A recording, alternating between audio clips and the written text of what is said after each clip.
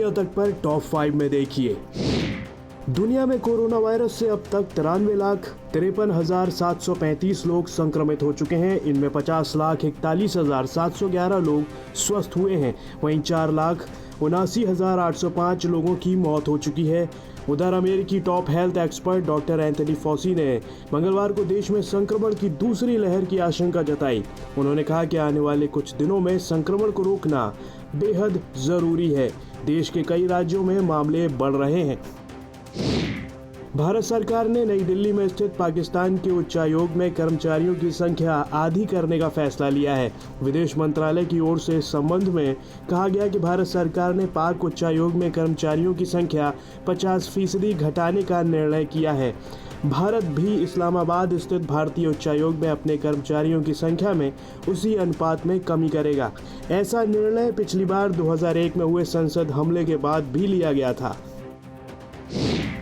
रक्षा मंत्री राजनाथ सिंह अपने 3 दिवसीय दौरे पर रूस में है। भारत और चीन के बीच जारी तनाव से इतर यहाँ राजनाथ को रूस से हथियारों की जल्द सप्लाई का भरोसा मिला है।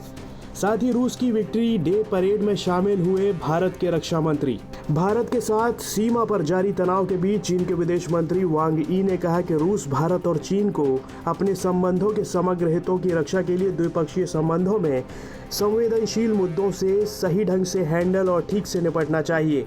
रूस, भारत और चीन RIC के विदेश मंत्रियों के एक वर्चुअल बैठक में चीनी विदेश मंत्री वांग यी ने ये टिप्पणी की। भारत और रूस के बीच बढ़ती करीबी से चीन चिढ़ गया है। चीन नहीं चाहता कि भारत रूस के बीच हथियारों की खरीद बिक्री हो। वो डर गया है कि रूस ने मदद की तो हिंदुस्तान के हौसले और बढ़ जाएंगे। इसी डर की वजह से चीन नए प्रोपेगेंडा के लिए मजबूर हो गया है। उसने अपनी पीपुल्स डेली समाचार पत्र के जरिए एक संदेश पोस्ट किया। रूसी भाषा में लिखे इस मैसेज में चीन ने कहा कि अगर रूस भारत और चीन के लोगों के दिलों को नरम करना चाहता है तो अच्छा है कि वो इस नाजुक वक्त में भारत को हथियार न बेचे।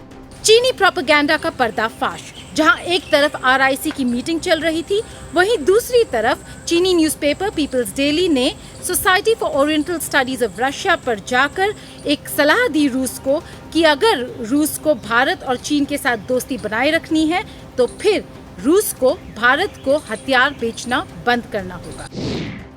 नॉर्थ अमेरिका का खूबसूरत देश मेक्सिको भयंकर भूकंप से थर्रा उठा। भूकंप के तेज झटकों ने सब कुछ हिलाकर रख दिया। धरती डोलने लगी, ताश के पत्तों की तरह इमारतें हिलने लगी। लोग जान बचाकर घर से बाहर निकल आए और देखते ही देखते हड़कंप मच गया। रिक्टर स्केल पर 7.4 तीव्रता मापी गई। मीडिया रिपोर्ट्स के मुताबिक अभी तक इस तेज भूकंप से 5 लोगों की मौत की पुष्टि हुई है और 30 अन्य घायल हो गए हैं।